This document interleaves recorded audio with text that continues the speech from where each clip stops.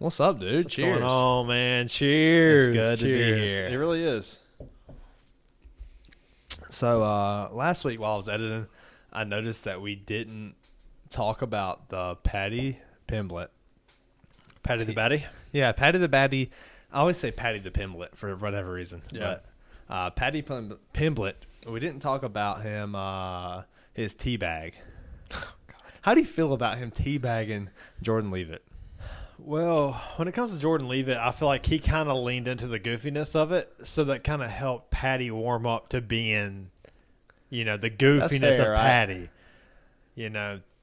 But I thought it was kind of disrespectful, and that's not who I am. I'm kind of an old school guy. I kind of lean towards and the new age fighters kind of seem like they're trying to build a brand, which it is Right. what it is. Like the Shawn O'Malley's, the Paddy the Baddies, the Conor McGregors, they're trying to build their brand outside of UFC. So like outside of UFC, they're trying to sell merchandise, sell whatever. They're building their brand. Yeah, for sure. So and Paddy the Baddy's on his way to doing that, I feel like. He is. People are comparing him to McGregor a lot. Excuse me. People are comparing him to McGregor a lot. I guess, and he's got that like wild style, but that wild style. Oh, nice. But like McGregor was so dominant, dude. You never saw McGregor get caught. You're seeing Paddy the Pimblett. I just said it again. You're seeing Paddy the Batty get caught so much in fights, but he's overcoming. The better fighter's winning. He's the better fighter in all these fights, but you can't compare him to. Not yet. Well, you can compare him to him in the entertainment way, but you can't compare him to McGregor in the talent way. Yeah, well, he will never be the striker that McGregor is. That's long gone. Because where he is now, it seems like he's more of a I don't know how to describe Paddy the Batty. He's kind of in these close fights in these early rounds. And there's and in the second round, there's these something clicks to where he knees a guy in the temple and turns the tide, or he judo throws a guy to the ground and turns the tide. I think it's and I'll kind of relate this to whenever I was fighting. Whenever I started off, or not like whenever I would start off, whenever I got my black belt and I would start off in a fight in a tournament. Yeah. I would start off very nervous and I'd be very tight, and the first fight, but it would be tournament style, or bracket style, so I'd fight my first fight and it would be kind of rough, and the second fight and the third fight I'd be so much more warm. Yeah. And so that's what it kind of reminds me of, is you see him come out in the first round and he's very nervous, he's very slow, very skittish, and he's making mistakes. But in the second round he's loose. Right. And you'll see that from guys. You've seen it from time to time with Shawn O'Malley, where he comes out a little slow. He's trying to figure out his opponent. And then in the second round, he really has figured out his opponent. He starts to pick him apart. I know it's not the same with Paddy the Batty. He doesn't pick him apart as far as the striking game goes. Right. But he figures out his opponent, and it might be a knee to the temple, it might be a judo throw, it might be whatever it is. He figures out a way to win. For sure. So obviously, early Shawn O'Malley and Paddy the Batty now is not going to be the top 10 opponent. I mean, Shawn O'Malley right now can be the top 10 opponent. Absolutely. He's got that fight against Petr Yan. Oh man. And Paddy the Batty, he's working his way up. He's still learning. He's still growing, but he's winning right now. Right. And he's faced some adversity. Like a couple fights ago, he got I forget who he was fighting, but he took a shot to the face, got dropped, got back up, fought his way up, judo threw the guy to the ground, and I think he submitted the guy, right? I don't remember. I know he hit the judo throw. It was a rear naked choke, I think. No, that was the Jordan Leavitt. That was Jordan Leavitt, yeah. I don't remember how he won the last fight. Yeah. I want to say it was submission, but I'm not sure. I can't remember. Yeah, it's been a couple weeks. And I will say, I think Paddy the Batty, instead of like you kind of talked about, you alluded to Shawn O'Malley, about how he's kind of picking, working on his timing against a fighter in the first round. But I think Paddy Pimblett is I think he's kind of just nervous in the first round. I think he's the better fighter. I think it's he's the dominant fighter in the first round, but he's nervous and trying to get his shit together. Yeah, but that kind of comes to building your confidence. True. He's a very young fighter, too. He's young, and he's in the UFC. Everybody's chanting, Paddy, Paddy. Everybody's pulling for him. It's a Scouser. Yeah, I've never been knocked out. I've never had a boring fight from Liverpool. He's never have a boring fight. Yeah, so he is a little nervous, it seems like, and he is trying to figure out his opponent, and his opponent kind of seems like they're like, fuck this, I'm going to be aggressive and knock this dude out quick. And they win the first round because he's playing that defensive style and learning. Yes, 100%. But, I mean, I will say, dude, I was a fan before the last fight, but after that post-fight speech, fuck, dude. No, tell me about what you think, man. So he comes out, and he's like, he obviously wants to like bask in the glory of winning a big fight against Jordan Leavitt.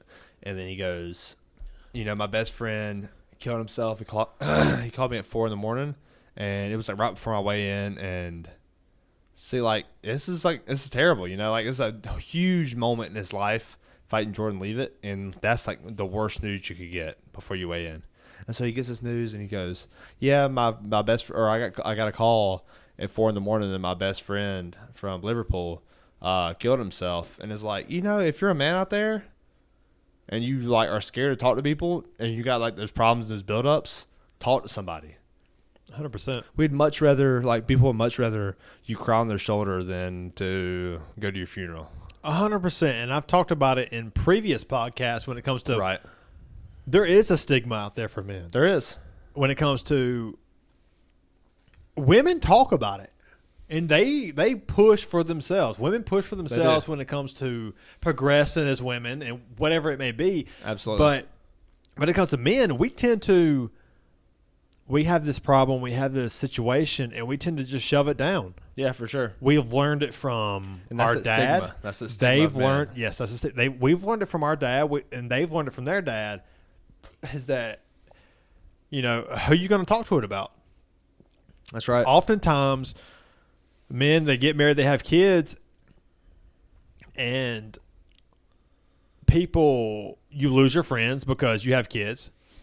Most people don't want to hang out with friends who have kids. That's just the way it is. Yeah. I'm not like that. That's right. I'll bring them in as nephews and enjoy it and love it. But yeah, you the uncle. You're the drunkle. I'll be the drunkle.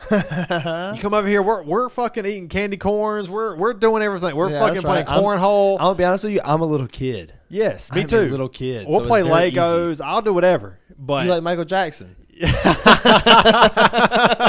You just like him. Come on, little kids. Oh no! Don't do the voice. Don't do the voice. The voice makes it weird. Yeah. But seriously though, oftentimes men, they settle down. They find a woman that they love. They have kids, and then after that, their friends start to fall off because they have a career they're building. They're working 10 hours a day. After the 10 hours, you're having to build a relationship with the person you love and spend time with those kids. So you don't have time to build a relationship with your buddies and go to the bar and drink beers with Chad or whatever. Oh, Chad. Her the fuck. So, but I will say, like, another thing with that is like, whenever you have to have like your life set in stone. Like, you have to develop who you are before you try to marry somebody or be with another person. Like, if you don't have like who you are, like if you don't know who you are as a person, then how is somebody else going to know? 100%. So and it's easier said than done because we're all thrown these monkey wrenches in our system of we come from all different backgrounds. We're all just trying to make it. We're all trying to make Everyone's it. different. Everyone's different. Come from different cultures, different backgrounds, and it's hard. Life is hard, man. Life is hard. Life is extremely hard. So, especially for men, and men don't even step up for men. Women step up for women. Absolutely. And they're heard. Especially most men shit on other men. They do. I'm guilty of that. And I mean, so is like Paddy the Batty. He literally teabagged the same guy.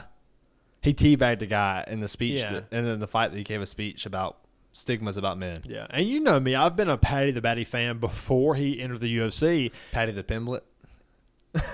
Paddy the Batty Pimblett. I always say Paddy the Pimblett. I I was a fan before he entered the UFC, and the more I see him go as a fighter, the more I'm pulling against him. See, I was because kind of he's so disrespectful, man. I was kind of the same way, and you really turned me on to Paddy. You were a fan before I was, and you were like, "Hey, dude, you gotta check this guy out. You gotta check this guy out." And I started watching him, and I'm like, "Dude, he's a fucking monster." Yeah. And he got better and better, and he started winning fights, and then he started talking more. And after that, before the last fight, I was like, I don't know if I want to see him win. Like, I like to see the up and coming. I like to see the growth of UFC and like fighters and like the 100%. divisions change. 100%. But I also want to see like the good guy win. Me too. Like the guys like GSP and like the guys like Kamaru Usman, Yes. who are just like Yes. humble. Yes. The humble guys that are gonna beat the shit out of you. Yes. But then after that last fight with Paddy, I'm a fan, dude. You became a fan? I'm a big fan. I became a little bit less of a fan. I'll be honest with you. Really? Yeah. And it's because he's just so disrespectful, man. That's fair. And I get he's trying to build the brand, but I can't get behind what he's going for. Right. I mean, and I will probably still pull for him on the next fight, but I will say this: he does right now. He's got a long way to go because right now he doesn't strike me as a champion. I agree. If you put him against a top 10 opponent or a top 5 opponent, I think he's going to get beat. And I'm a Paddy Pimblett fan. I really am. Right. You know me. Since day one. But we'll see what happens. And I will say, like, the teabag thing, like, just his personality is what throws me off. But I really enjoy, like, people using their platform. And he has a big platform now because there's so much attention on him. Yeah. But I enjoy people using their platform to, like, invigorate positivity, 100%. That's something you don't see enough, man. That's something you don't see enough at all. Yeah, you really don't. And it was good to see that from him after that fight to bring up that, yes, if you're struggling with depression, talk to somebody. Yeah, that's hard. And I'm here for anyone, and Absolutely. we're both here For for anyone who is struggling with depression because life gets hard. It really does. It walks hard. Seriously, though, not to make a joke of it, but it does get hard, and we're here to help you through anything you're battling. Absolutely. I mean, we've all been there. We've all been in those holes, man. Just like Lane Staley said, he's down in a hole, man. Yeah, we've all losing been a there. soul. Yeah. So it's we've all been in those moments where we don't know what direction to turn. So having those people you can like use as an outlet and just talk to, that's important. It really is, man. And like I said, I don't see him as a champion right now, and he's got time to grow, though. He does. Dana White knows the money he can make off him. Dana White's a smart producer or whatever you want to call him, a lead man, but he's going to give Paddy Pimblett the right fights to build off so he can make the most money off of him. He's going to use him just like Shawn O'Malley. 100%. I don't know if he'll be as slow with Shawn O'Malley. I mean, I think he will. I think he'll be a little faster. Just because I could. think, I don't know. I don't know why I think that. I guess it's just every fight I've seen from Paddy the Batty, he seems very lacking in the striking game. Yeah, for sure, absolutely. Yeah, he seems to get pieced up pretty early on, and then when it comes to the ground, he ends up submitting someone or taking someone to the ground. Yeah. He figures it out. He figures out a way to win. But you find someone that's elite in the top 5. It's hard to be. He's winning now because he's the better fighter. Someone who's got amazing takedown defense and can piece you up in the stand-up game. You're not going to the ground. Yeah. And they just circle you and just pick you apart. Yes. They just pick you apart. And then you try to get in too close and you get kneed in the face. Yeah, he doesn't look like a champion to me right now, but he's got a long way to go. He does. Shawn O'Malley does strike me as a guy who will be a champion. And I think he will lose to Petr Yan, but I think that it's up for debate. I think it's going to be a good fight. Right, and we talked about it on the last podcast a little bit, but dude, I think, and I'm a big Shawn O'Malley fan, just like you as Paddy Pimblett. I've been a huge fan of Shawn O'Malley. Oh, since day one. Since the Contender Series, Before all the tattoos, before the cornrows, before the straight fro. When he had the, this is the Sugar Show, welcome to my show. Like, that's when I was watching him, just because of the karate stance. Yeah, the flyway. Coming from a karate background, I love seeing guys that use that side stance and use their side kicks, like use their distance and timing to win, like full MMA fights. Yeah, 100%. So seeing Shawn O'Malley grow so much, but also become a dick is so like. It's like a paradox for me where I'm not sure if I want to pull for him or pull against him, Yeah, 100%. I know this is not the strangest transition, but what do you think about Julio Jones going to the Buccaneers? Oh man, I think it's we haven't talked about it. We didn't talk about it last week. It's a fucking veteran move. It's an amazing move for Julio Jones and for Brady. Yes. I think if the rest of the league knew that the Bucs were going to sign Julio Jones, I think 31 other teams would have tried to pick up Julio Jones. Yes, for sure. You know? Well, 30 other teams. He was leaving one of them. Yeah, that's fair. That's fair Right. enough. The funny thing is that he's going to play the Falcons twice a year. Yeah. So, and he doesn't have to do much. He can rest that hamstring that's been bothering him for years. Right. You know, you got Mike Evans. Is Chris Godwin still with the Bucs? Chris Godwin, he did resign. Okay. He's going to enter the year probably injured. If I had to guess, he'd probably miss 4 to 6 ACL, right? 4 to 6 weeks. If I had to guess, yeah. And then you have Gabriel from the Falcons. What was his name? Oh shit! I forgot. Had a great year last year. Is it Gabriel? No, it's Gabriel. Not Justin Gage. You're thinking Russell Gage. Russell Gage. Yeah. Yes. Russell Gage from the Falcons went to the Bucs. Yes. And then you did have Gronk retire too, though. Yeah, but they brought in Kyle Rudolph. Yeah, and they don't have O.J. Howard anymore, do they? O.J. Howard. I don't think he went anywhere. Yeah, he's still there. So you got Cameron Brate, Jordan Howard. Yeah, Cameron Brate is a fucking Kyle beast. Rudolph. He's underrated. If Kyle Rudolph has 5 more touchdowns, he enters the top 10 all time in touchdowns. Yeah, that's insane. Yeah.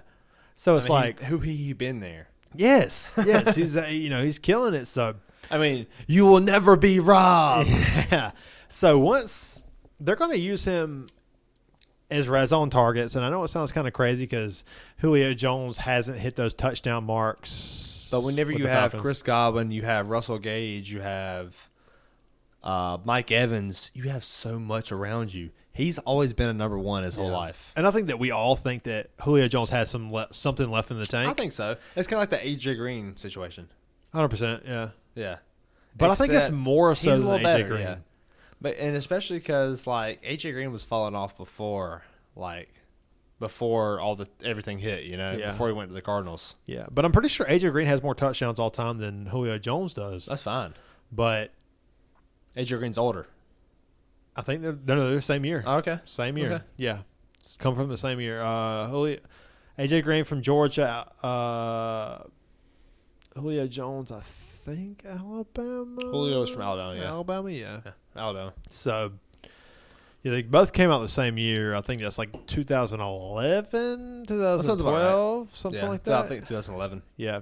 So it'll be interesting to see what happens. Man, one of my worst memories, fucking Julio Jones, was so the Eagles play the Falcons like #1 game or the first game every year.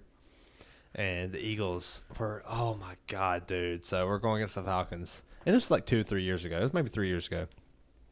Eagles going against the Falcons, and we had just got like the touchdown to go ahead touchdown, Yeah. And it's like maybe 4 minutes left. And it's 4th down, and the Falcons are on like the 40-yard line on our 40. And they just decide to go for it. It's like 4th and 1. And they throw a screen to Julio Jones, and dude just misses the tackle, and he just zooms past everybody for a touchdown. And he scores. Such a physical body, man. So now there's 2 minutes left. The Falcons just got the go-ahead touchdown. Now, who was quarterback in this time? Carson Wentz? It was Carson Wentz. Okay. Yeah, and Carson Wentz throws a beautiful ball to fucking it was either Jalen Reagor or J.J. Arcega-Whiteside. Oh, God. Either one's a disappointment. No, actually, I'll tell you who it was. It was, fuck, dude. He went to, it wasn't either of those guys. It was 3 years ago. Neither of those guys have been drafted yet. It was, fuck, dude. I can't think of his name. And he just drops it.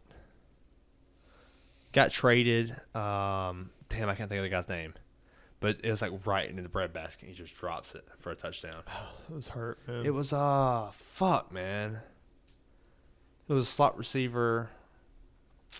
Damn, man. I'll think of it later, but 3 years ago. I can't remember. He got traded to the Raiders.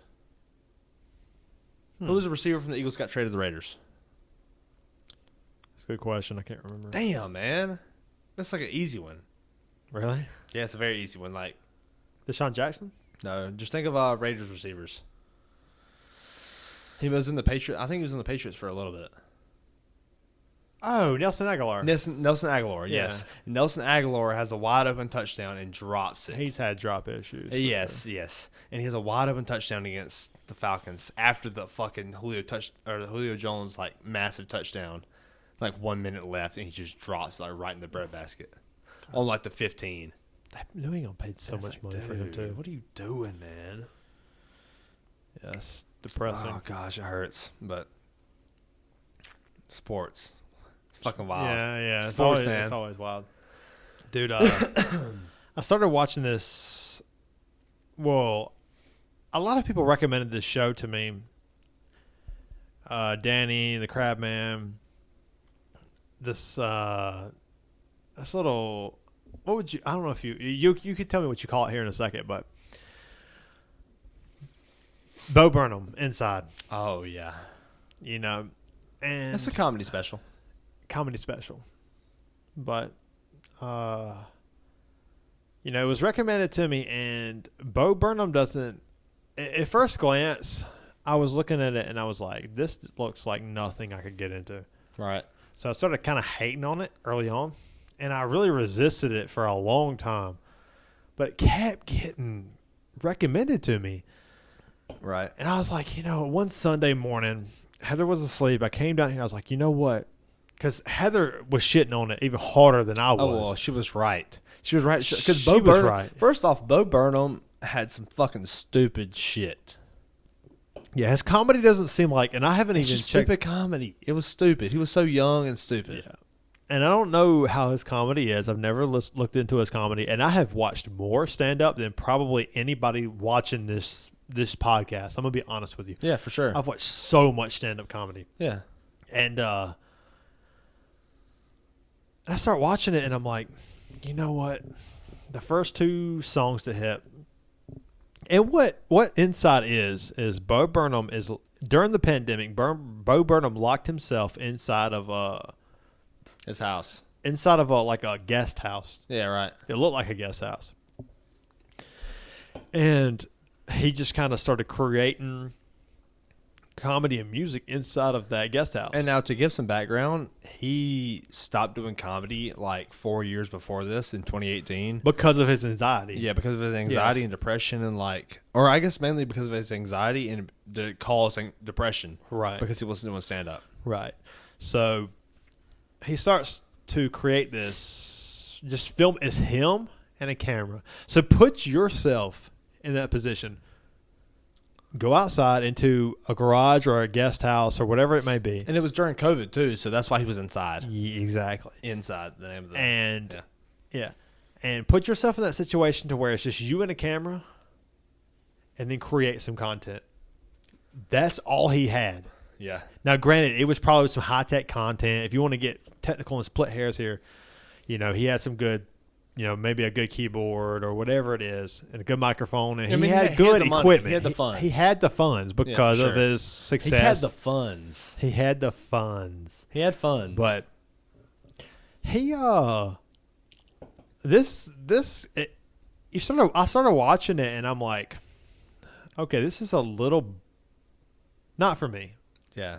It's a little shitty. It's a little shitty. It's a little not. It's not for me. And I'm watching. It's not my favorite. I'm watching. Yeah, it's not my favorite. And I'm watching the first song, the second song, and I was like, okay, let me give this one more song before I cut this bitch off. White woman Instagram. Oh my god, dude. And then he plays a song about he's knocking white women on Instagram.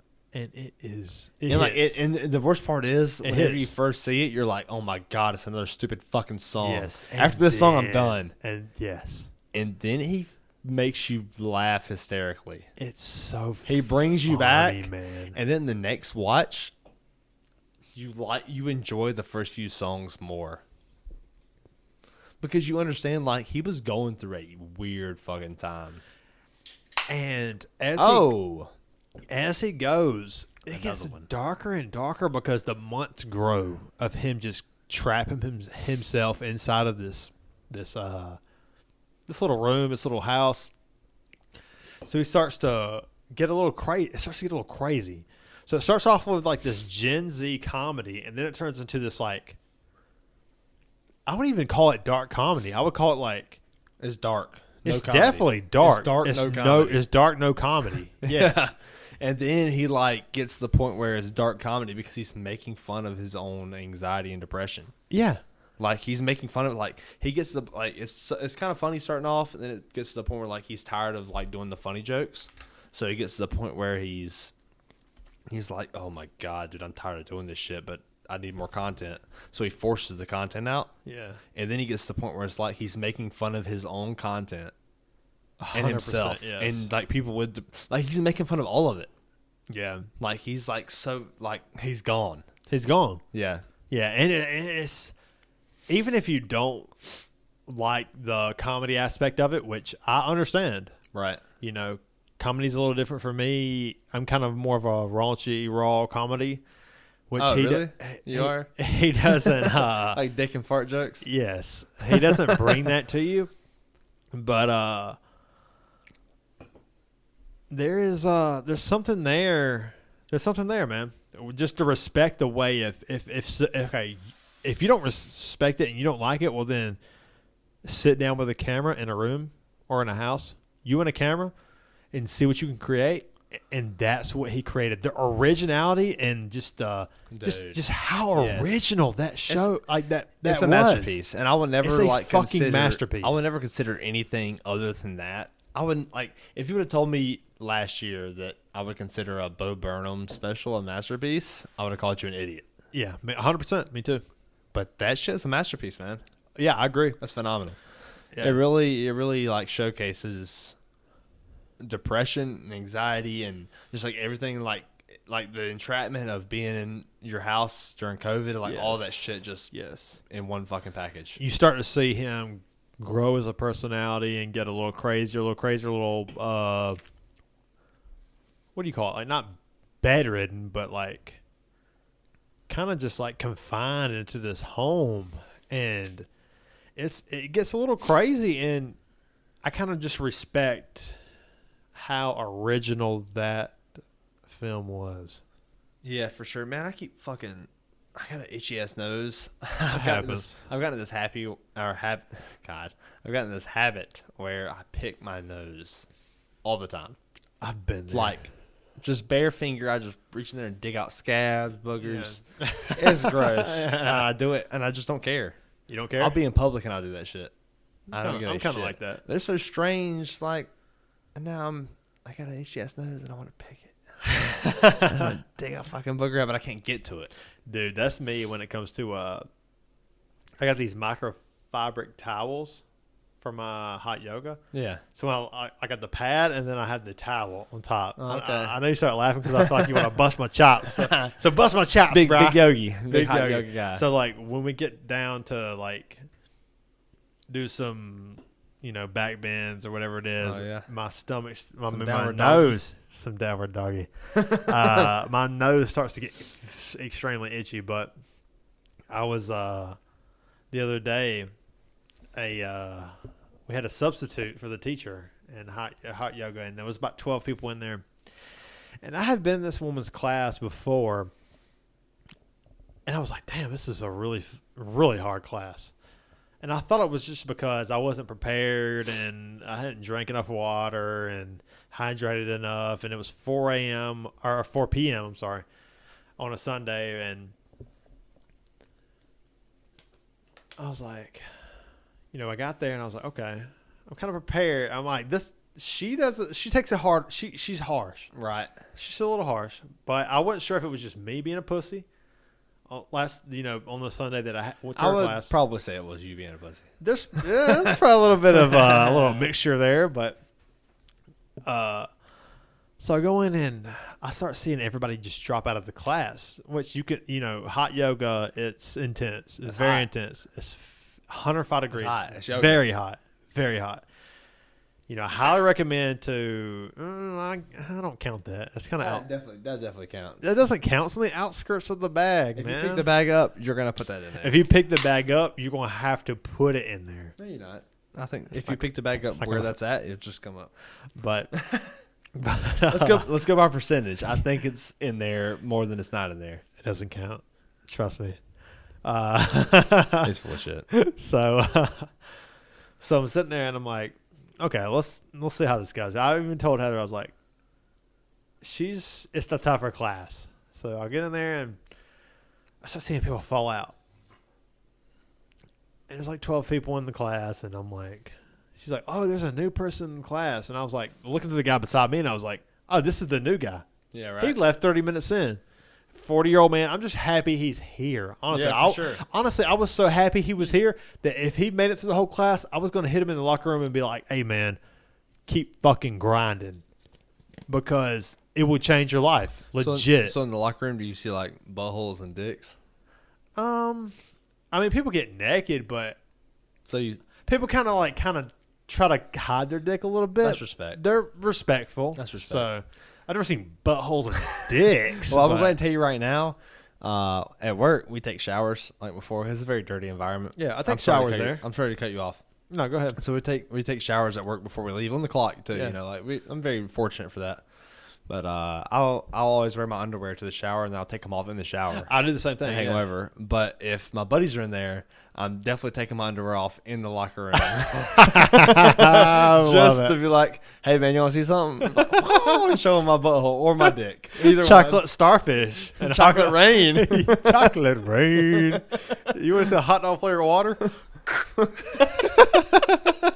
Yeah, exactly. But I'm that guy. I like that. It's hilarious.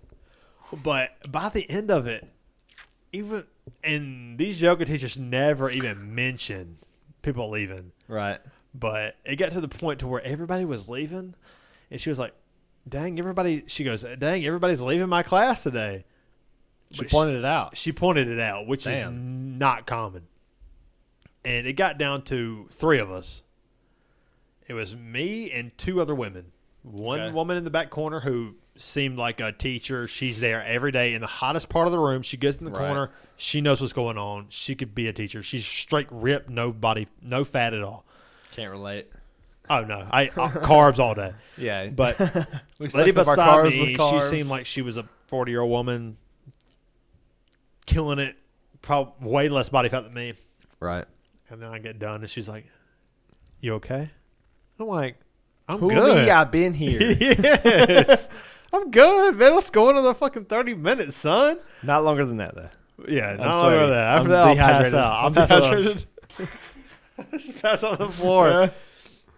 But, yeah, this bitch. But during the class, she tries to. She don't bring in any oxygen during the class, and she starts cutting the heat up. It's already 105 degrees in this bitch. I'm like opening the door, fanning some air in. Yeah, she's like, y'all will suffer under my command. Yeah, she rolls into like the big ass heaters. I'm like, bitch, you trying to kill us? Man, it smells like kerosene in here. Why you got the heater on? It smells like kerosene, son. That's the kerosene I smelled when I woke up to your house this morning. Yes. I knew that. Fell on a match. This whole duplex, or not duplex, but this whole shopping center going down, son. Why am I in the middle of a burning star? Yes. Hold up. They're about to sacrifice your ass. Like, damn, man. They're trying to kill us in here. Yeah. But you mentioned to me downstairs how jiu-jitsu and yoga is kind of similar. Well, it's similar, but like it's like someone's forcing you into a yoga position. Okay. Except, and you're trying to get out. But if you don't get out, then you're fucked, you know? For sure. Yeah. Jiu-jitsu, man, it uses every part of your body. Okay. And that's why I'll relate it to yoga. It's like, if you're going to be sore in places you didn't realize you were sore in. Oh, I definitely believe that. But it's very like realistic as far as like real life scenario. As far as like using your body or whatever to defend yourself. You know what I'm saying? Yeah, 100%. You doing that to me? Yeah. Definitely. Man, I got to take a piss. Take a piss break? We're 30 minutes in. I mean, I got to piss. I mean, well, let's take one. Let's do it. Yeah. We'll be back, guys. So what's up with these motherfuckers bringing back the mullet? I'm next. I'm about to grow a mullet. Oh my God. You know? I just want to know, when are the women bringing back the teased hair? When are the perm? When are the women bringing back the perm? Well, haven't you seen Stranger Things? There's been a mullet and a perm. They're trying to bring it back. They are. But I haven't seen a legitimate woman bring back the perm. I'm going to bring back a teased hair perm mullet. And that's the Patrick Mahomes. All right. That's the Patrick Mahomes. Where's Danny McBride when you need him? It's okay. I get it. You guys don't want to be my friends. That's cool. Dude, it's ridiculous. Like, men can kind of get away with this. Why did you motherfuckers leave that shit in the 80s? Why did you do it in the 80s? They did it in the 80s. Why? They do it then. Exactly. It was shitty then. Yeah, it's shitty now. And you want to bring it back? Yeah, what crazy, the fuck man. is wrong with you guys? The women are like, nah. But women, you kind of let these men get away with this shit because you're like, oh, that's just him. He's kind of cute. He's kind of cute. That's just him. He just drinks Bush Light. There's some fucking Fortune Feimster going on here. It is for sure. Who's a Fortune Feimster ripoff over here? He's just drinking Bush Light. He just got a mullet. I just love him. That's Tim. Oh, God. What the fuck, dude? You just really going to bring the mullet back? Do you have no self-respect? None. And you're going to bring Pit Vipers with it? Oh, Jesus Christ, Pit dude. Viper brand is like raking in money on a stupid-ass, some stupid-ass sunglasses, dude. And they charge $275 for Is a that Pit how much they're Viper. going for? I've never looked. I wouldn't doubt it. I know. That's me neither. I'm just making up numbers here. Oh, my God, dude. Dude, I'm gonna stop you. Every time I look at this motherfucker, every time I look at Kevin Malone, I see them little strips across his head, and I think of a chocolate cake. I think of a vanilla cake with some stripes on the top. Ooh, I kind of want to lick that. I'm just hungry. Man, what you gonna do? You licking the head? But like, yeah, it's crazy. What the fuck, dude? Yeah. What the fuck? I just want to see. I will believe that this, like, the 80s are coming back when I start seeing the perms. Oh, Jesus Christ. I mean, the synth wave is in. Are we that coked up that we're bringing back the mullets and the Pit Vipers? Oh, no, the Coke's next. That's the 90s. Oh, the Coke's been there, dude. From a birdie, I've heard it's not so good.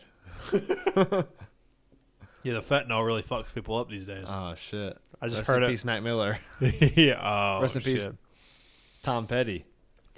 True. Tom Petty got. He got. So did Mac Miller. Both That's of them. sad. I know, Both of man. them. Both of them. I just want to see. The women are not about it, and if they do The go fentanyl that, probably both. If I had to guess.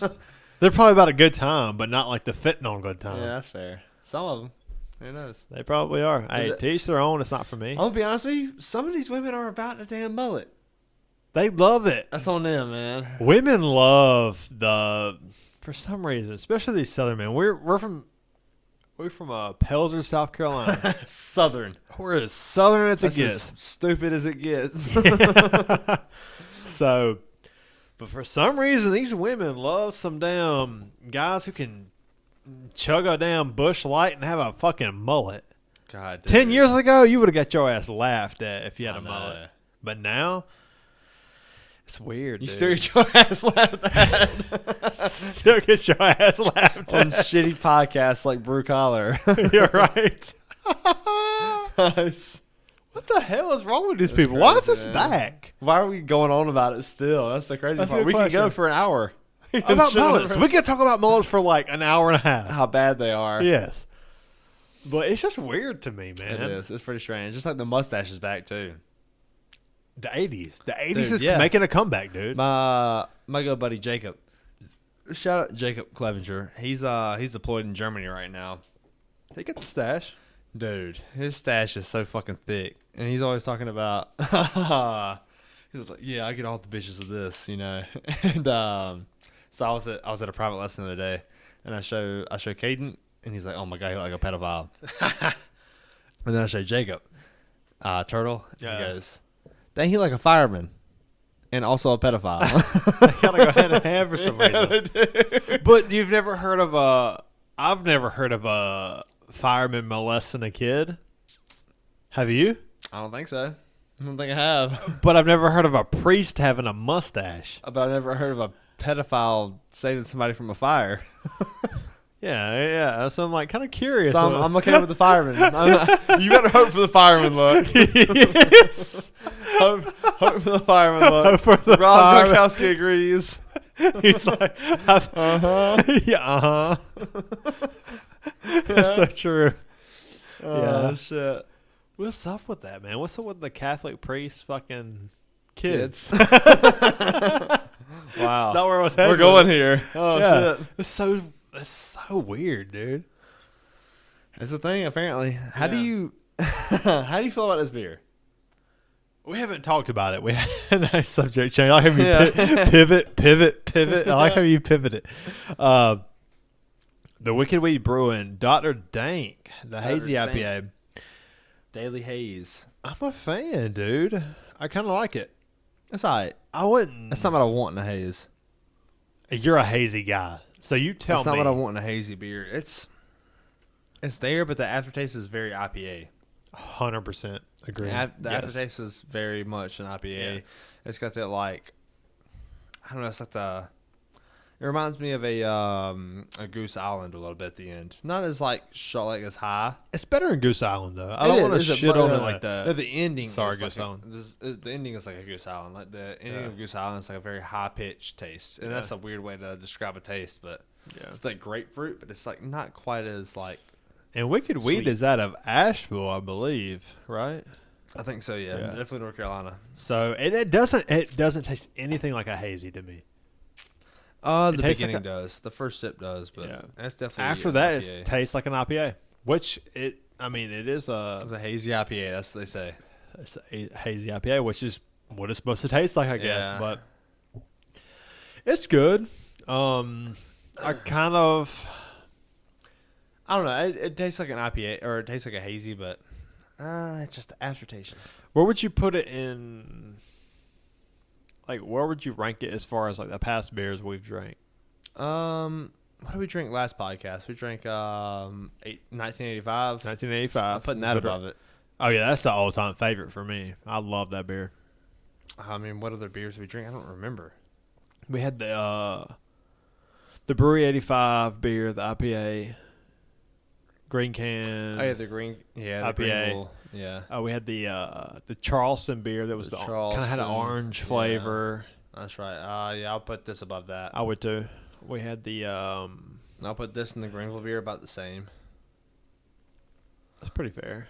The one before the Greenville or the orange beer, I think it was the Charleston, the Huger Street, the guy on the bike in the blue can. Yes. I think I'll take that over this. We also had a Palmetto beer, the blue can. That was it. Okay. That's what I guess reminded me of it. But you would put this over that? I'll put that over this.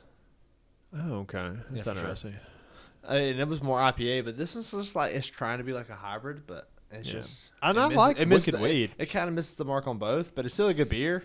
But it misses like the haziness and it misses the IPA part on both of them. But you now, in defense of this beer, you're more of a hybrid guy, or you're more of a hazy guy. And it does hit that like it hits that smoothness of a hazy at the front, but like at the back, it's just too like staticky. I don't know if I'm describing that right, but it's like very. It doesn't hit for the IPA, it doesn't hit for the hazy, and it doesn't hit quite as much for the IPA. Right. So it's missing a little bit for each, and it kind of misses for you in general. For sure. Yeah, I got you. But I do like the smoothness at the front, like at the start of it. Yeah, it's very nice. I do like this beer, man. I don't want to like kind of push people away from this because it is a good beer, and I can't remember the percentage on this beer. 5.4. Damn, you're on it, son. Of course, it says it on the can. What about the Hazium we had a couple weeks ago? That was actually a really good beer. Over there in the trash, right there. Yeah, that was the one that I like shot with my left hand and completely missed. It bounced off the wall. The beer there. I about shot my damn window out. Shot his load out. That's interesting, man. Yeah, for sure. Oh, dude, but I don't know. It's pretty smooth, but it's Dr. Dank. Dr. Dank. When I saw Dr. Dank, I immediately looked for the percentage, and I was like, is this 9%? And I was like 5.6 or whatever it was. What was it you said? 5.4. 5.4? Yeah.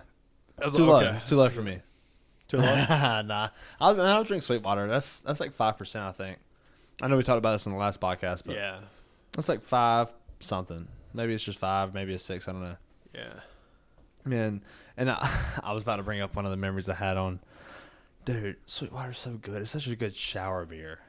Sweetwater 420? Such a good shower beer, yes. That's all I drink now. It's the shower beer.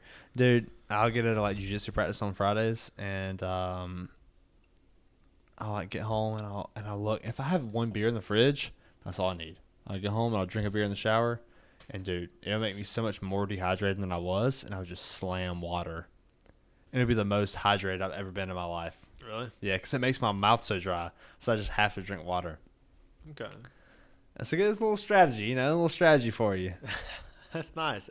Like these little things you can pick up, so you can be the drunkle. The drunkle. The drunkle. Yeah. The drunkle. Yeah. For 100%. sure. Yeah. We're gonna take Hayden to Carowinds. Dude, I'm so in excited October about going to Carowinds. I haven't been there in years. Oh, excuse me.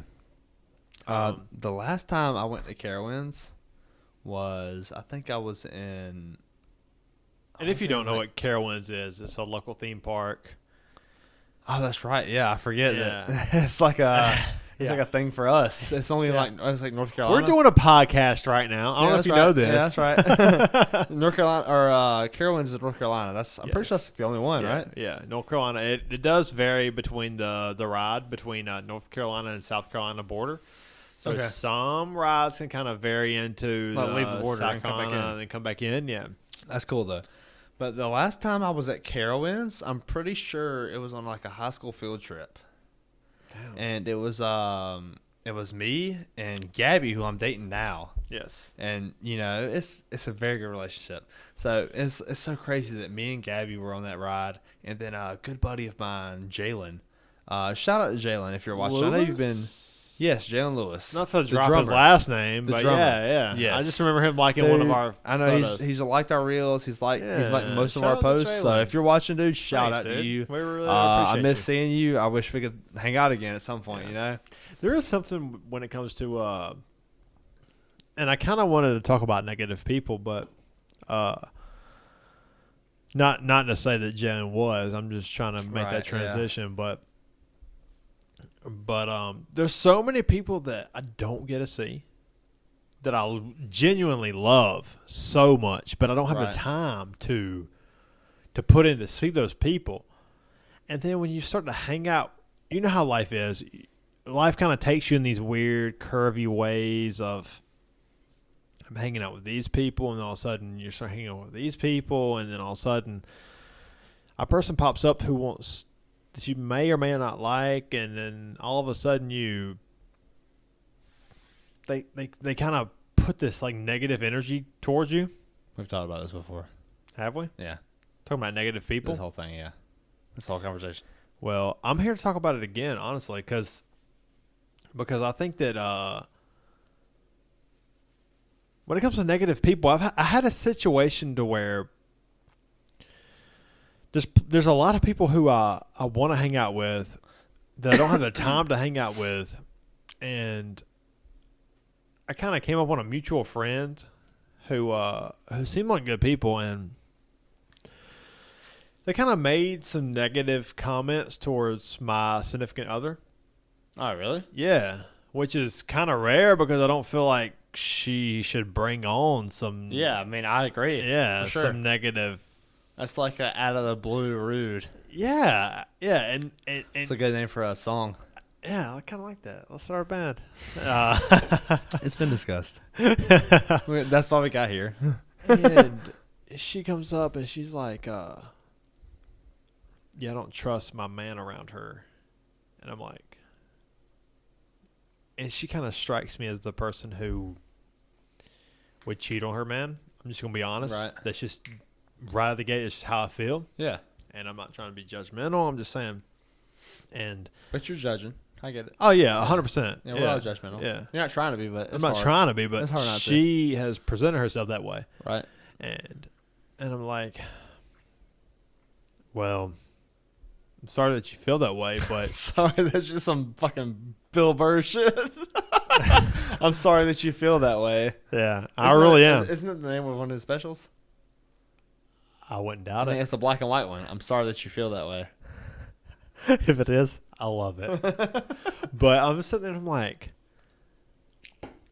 bitch, I don't have the time to see the people that I love. Damn, she's a bitch. Oh, yeah. Fuck yeah. Damn, she's a bitch. Yeah. But she's like, I don't trust you. Bitch, you the fucking one with the fake ass tits and shit. You like, the one with the buck teeth. I'm not trying to roast people, man. I'm really not trying to roast anybody. Well, let's roast people. Well, I'm trying to roast somebody right now, son. Even Crock's like, no, but seriously, man. My buddy Harrison over here. But I just want to preach to people. Just give me my TED talk for like 5 seconds. Oh, God, all right? here he goes. But listen, man. If people are pushing negativity on you like that, I don't have the time and energy to give someone. Fuck that shit. Who is negative? Why would I hang out with a person? It's like I got so much shit to do. I ain't got so time for much that. shit to do. I barely got time for people I like. Yes. Yeah. There's so many friends. I can name you 10 friends right off the jump. I won't do it right now. I was going to say do it. Right off the jump who I want to see. Yeah. I want to see all the time. Me right now. Absolutely. And you're not fucking one of them. You're not fucking one of them. That's pretty fair. So you're going to bring like this negative energy towards me. Like it's a gossip. Like it's high school. I know I'm getting a little off rails here. So give me my moment, but I want to. But I want to. But what this really is about, and it's not about me ranting here. It's really about giving people the confidence to push people away, who those people who are giving that energy back to them, of those people who are shitting on them and giving that negative energy towards them. I want to give those people the confidence of let those people go, man. Right. That negative energy that's coming in. Yes. You don't have time for that shit. That Fuck that, man. You got so much to do in your own life. You don't need that bullshit weighing you down. Fuck that. Y'all want to single say fuck that. Fuck that. Fuck that. So fuck that shit, man. I'm going to go on my own rant here. Go ahead. This is completely opposite. Okay. This is like, so me and Austin went to Revival Butchery a few months ago. Good dude. And yeah, shout out to Austin. Yeah. Good so dude. Me and Austin went out to Revival Butchery. And dude, talk about some positive people. These motherfuckers, they are going to treat you so good, man. Now, where is this at? It's downtown Greenville. Okay. So and like, what's it called? Where's it at? Revival Butchery. Okay. Dude, we went out there and they're gonna they'll go out there and explain to you every cut of meat. They're gonna explain to you how they cut the cow. They'll explain everything. And dude, it was such a good experience. And I finally, I was in a rush that day. That was actually the day that we went to the Trivium concert. Oh yeah, I remember that. Yeah. And so coming back, I got home after the Trivium concert or whatever, and we cooked those steaks that week. And man, I cooked two New York strips, and I cooked a big ass Delmonico ribeye for myself, and I had their coffee rub that Revival Butchery does for you. Austin, where's my fucking invite, man? I like fucking ribs. I like steaks. I'm going to tell you right now, I cooked this on my own. I was away from him. He cooks his. He bought his and cooked his on his own. I bought mine, cooked mine on my own. It doesn't matter. However, I'm still asking for my invite and my ribs and my steaks. However, he said you grown. He said buy your own shit. That's okay. I just want you to cook it, man.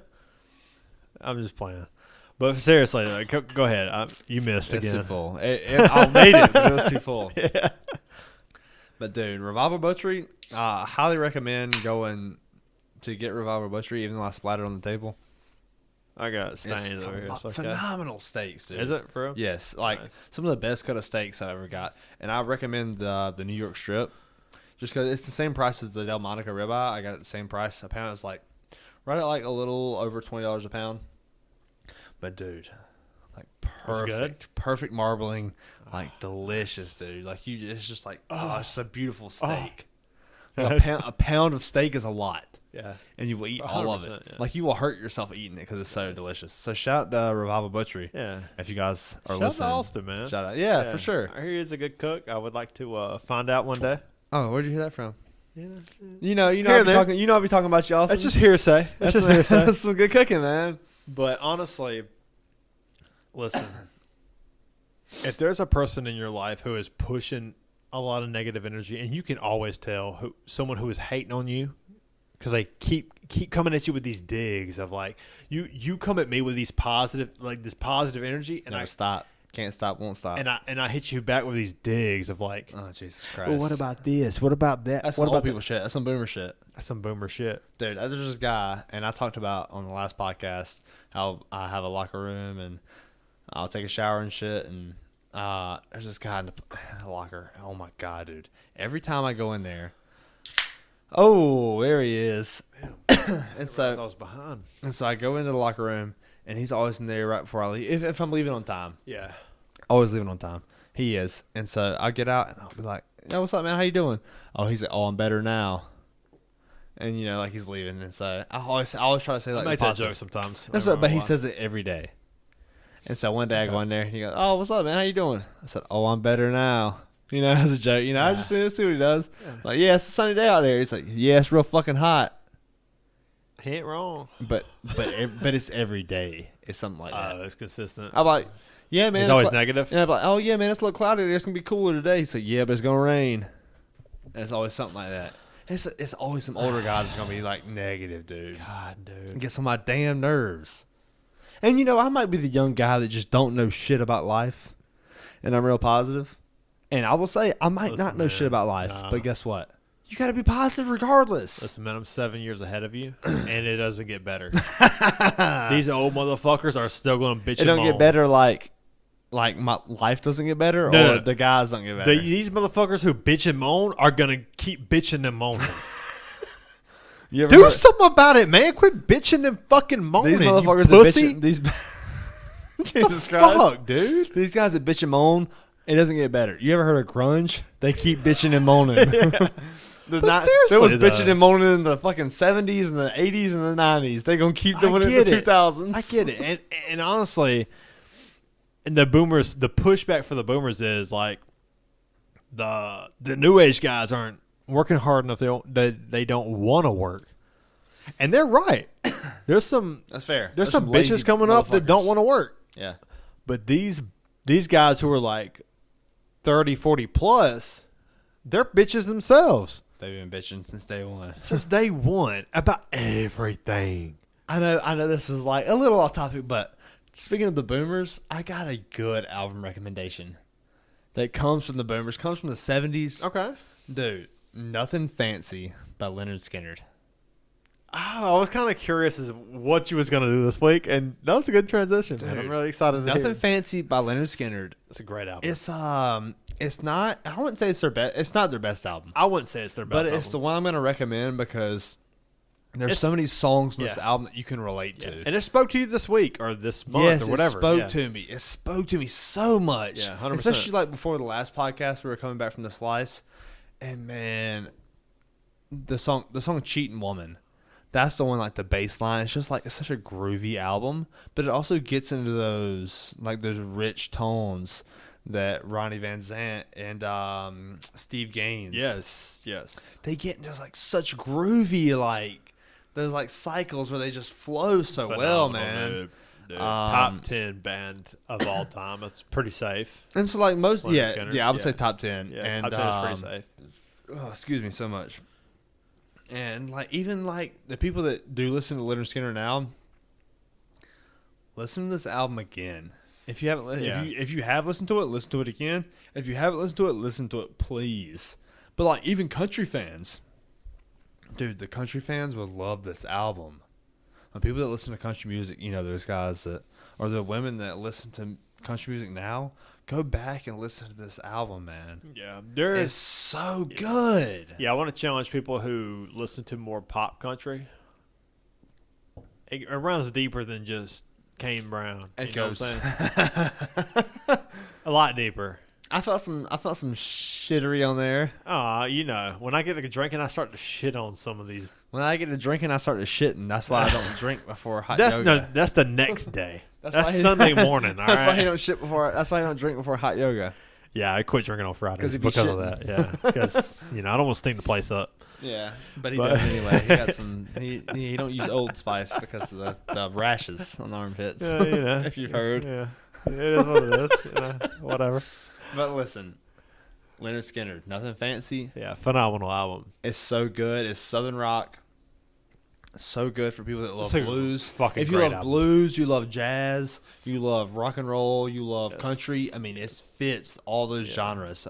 They're such a pioneer for that Southern rock genre Yeah. that they just kill. Love that album, dude. Phenomenal musicians. Yes, yes. So what's your recommendation for this podcast? You know, I went back and forth, and for me, I'm gonna go more heavy metal Okay, I'm listening. album this week. Last week I went Etta James at last. Yeah, last. I'll do it again.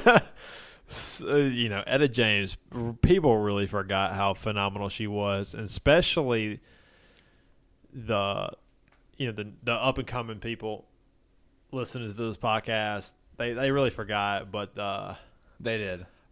you know, the couple old black folks who listen to this song or listen to this podcast, they are like, yes, Dude, they never forgot.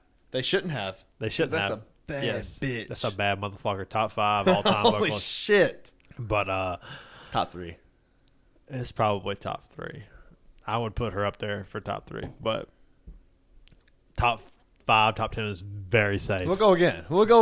But- This podcast will go again about Etta James. 100%. Ridiculous. Because she deserves it. And, you know, it's a 1960 album of Etta James, just phenomenal.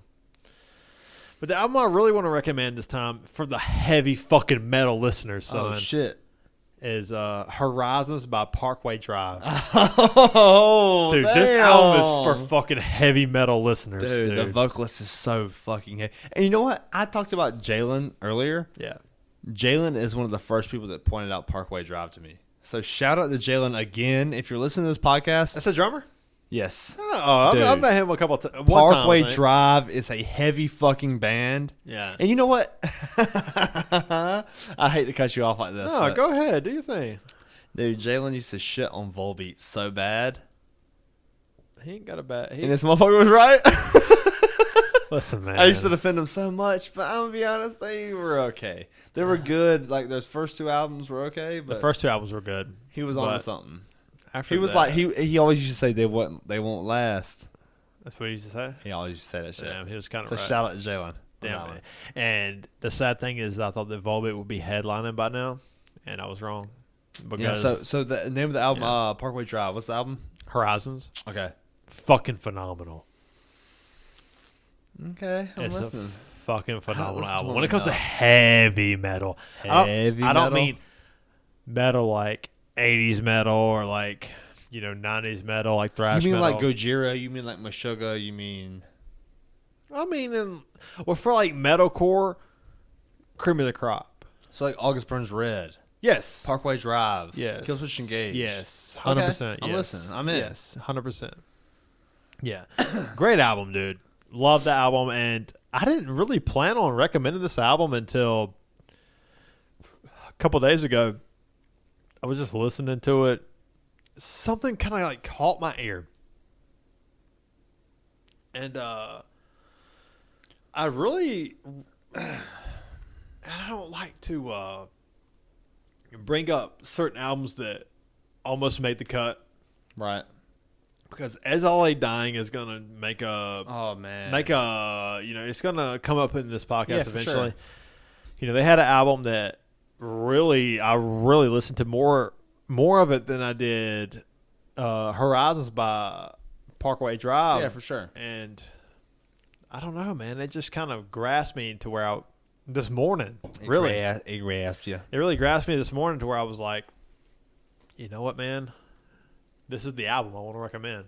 Hell yeah, man. And last week I kind of tried to move and how I get to the process to where I want to recommend an album was, I narrowed it down to about 5 albums where I'm like, okay, I want to recommend this album, and then whatever I keep coming back to. At Last by Etta James, I couldn't get away from. I tried to get away from that and recommend other albums, but I just kept coming back, dude. Right. It just kept drawing me back in. So for sure, it's fun to recommend those albums. And one thing I'll dude, some of these albums is like you can relate so much to them, and like even if you haven't lived that experience, sometimes you can just like be sympathetic. 100%, yeah. Like and I'll relate that to like the album I recommended last podcast, or even this podcast, like the song "Cheating Woman." I've never been in that situation where I've been cheated on or been in a shitty point in my relationship where it was like that. Yeah. But I can relate to those people that are like in shitty spots in their relationship where you just like a cheating woman would drive you crazy. And it's true. Yeah. I've been there personally. Yeah, you have. I have. Yeah, I've been there personally, and it sucks. And it like sucks. I said, and I think what a good adjective for that situation. Fair. And I think I might have said it in the last podcast where it's like, Beck says you can't write if you can't relate. Yes. So yes, you absolutely. see these people like Etta James and Leonard Skinner who write about those things to where they really feel this shit, man. Right. To where you take Ariana Grande or Demi Lovato now to where it sounds good and it's presented to you on this like perfect platter of 25 writers. Yeah. To where it looks good and it sounds good. They're trying to just basically produce money. They're trying to like rake in money, and they have a formula that's sucking you in, and you're paying for it, and they're just raking in money because it sounds good. Well, how about this? I got a hot take for you right now. Hot take time. I feel like time hot out. Take. Can I guess what you're about to say? I feel like you're about to do a piss break. No. Okay. I don't have to piss at all. It's a hot take break. Let's go hot take break, son. So, Leonard Skinner. Yes. They put out 5 albums in 4 years. Phenomenal. And now there's 3 bands. Whenever I think of like 5 albums in 4 years, that's fucking insane. Yeah. But now when you think of 5 albums in 4 years and those 5 albums don't have a bad song, there's not many bands you can think of that did that. There's not. Now the 3 that come to my mind, Led Zeppelin, Alice in Chains, and Led Zeppelin. Yes. And Leonard Skinner. Now, I can't remember because I'm a very big Beatles hater. People kind of shit on me for hating on the Beatles, but and I'm sure they do have a run in there somewhere to where it's like very Sergeant possible. Pepper, But like I said, Revolver, the 3 that came White to Album. my mind are Alice in Chains, Skinner, and Led Zeppelin. But those are some of your favorite bands, for sure. They are, for sure. And they're all, in my opinion, 2 of those are top 10 bands of all time. 2 of those. So you're starting that's what I said. Yeah, Led Zeppelin and Leonard Skinner. Skinner, 100%. And then Alice in Chains is probably like, top 30. I would say 30. But, dude, Skinner, like the hot take is that Skinner is comparable to Led Zeppelin in that way. I mean, what would Skinner be if Ronnie Van Zant didn't die? That's what I said on the way last week when we were eating at we ate the slice on the way back last week. Did the podcast. And I said, dude, I was like, dude, could you imagine? Because you mentioned the album that you was going to recommend today. And I was like, dude, could you imagine what they would be now? Right. If they didn't That's insane. pass away in that tragic plane crash leaving from Greenville. In Greenville, it was leaving from Greenville. Yeah. I mean, they're a top 10 band of all time now. For sure. Could you imagine if you added on 3 or 4 albums? Jesus, dude. And man, you got Pronounced Leonard Skinner. You've got Second Helping. You've got Nothing Fancy, which is the album that I recommended. Yeah. You've got Give Me Back My Bullets. Yes. There's one more album. I can't remember the last. Fucking phenomenal, dude. Dude, but there's one more album. There's still another one. Yeah, they're so good. I mean, it's just like it's never ending of just content. Yeah. You never get tired of listening to that. You never do. But like listen to the bands like that, and I think last podcast I kind of talked about. I want to say I talked about Josh Homme and like Clockwork. That's like something I've never experienced, but you listen to that and like anytime you think of like that sadness, you can relate to anybody that's been sad before. You know what I'm saying? Yeah. Like if you've ever been sad, you can think about a person that's been sad before. You know what I'm saying? And so I'll say, you know what I'm saying again, dude. If you're watching on YouTube, I almost like made the biggest spin on this mic, but I caught it. Trailer Park Boys. I've never talked about Trailer Park Boys on this podcast. You've recommended this. I've recommended this multiple times. Yeah. This shit is fucking hilarious. What about to do with the big ass goggles?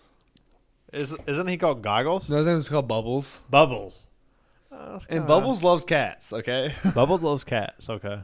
But Bubbles is a great character, but it's like the great thing about Trailer Park Boys is that you don't know if it's real or fake. Okay. Like you'll watch this shit and be like, damn, these motherfuckers could be like really retarded. You don't know if there's autism or not? Yeah. Is that what you're like, saying? damn, these motherfuckers like really might be just stupid as fuck. Like they really might be like this might be real. Like there's no way this isn't real. And then you watch sometimes like, man, they're just acting. Hey, then man. like 3 seconds later you're like, wait a second.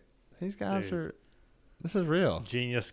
It goes hand in hand, baby. Dude, it's spot on, man. Good it's for spot them. on. And especially for like we grew up like less than a mile away from the trailer park. Oh shit, that's half a mile, son. It's less than half a mile. Yeah, for sure. Dude, this is spot on trailer park shit. Yeah, I kind of almost hope that it is a little bit of just straight trailer trash. I mean, it's obviously I'm going to tell you right now. Trailer trash. You could watch you watch the first season, like they're acting kind of good, and you watch the second season, like, man, is this real? Is this real? That's what I thought. Like the first time watching, I was like, holy shit, this might be real. Nice. It's fucking insane. Nice. It might be real. Maybe it's not, but it might be. But it might be. You gotta watch it. You gotta watch it for sure. Okay, I'll give you that. Nice. That's hilarious, dude. You know, I feel like Danny McBride should be in. Every time I see the Trailer Park Boys, I feel like Danny McBride should be in there somewhere. But obviously he's not, but I feel like he should be. But that's what's so great about Trailer Park Boys is these guys you've never seen. That's what makes you think you could be real. Yes. It's just like The Office. Like, you've never seen these actors before. Like, you might have seen Steve Carell. Other than that, you've never really seen those actors. And then you got a guy yawning, and he's not drinking fast enough. And that's it. We're on the same beer. Yeah. But I'm not yawning. It just seems like it's late night for some reason. You know, Well, we don't do podcasts this late. It's because it's late night. It's 9 p.m. right now. Is it 9 p.m.? It's Is that 9 where we're p.m., at? yeah. Okay. But, dude. How much time were we in? We are an hour and 13. Oh, shit. We got plenty of time. For sure. We got plenty of time. But, yeah, dude. Trailer Park Boys is so funny. And I'll recommend this to anybody. I'll recommend this to anybody. And where it got recommended to me was I used to work in maintenance, like when I was a tech scholar, you know, kind of working like as an apprentice and shit. And a good friend of mine recommended it. And I was like, you full of shit. I ain't gonna watch this shit. And then I got to my next job as an apprentice. And then another guy recommended it to me. I was like, you know what? Fuck it. I want to check it out. It's so worth it, dude. You've been saying this. I've been saying it for a long time. But it seems like a funny show. And I've been watching so much stand-up comedy, man. And I've gotten to the point to where I kind of want to like rank stand-up comedy because I've seen everyone stand up, like literally everyone stand up. Right. And I just watched Whitney Cummings. Oh yeah, you did. You jokes. Did.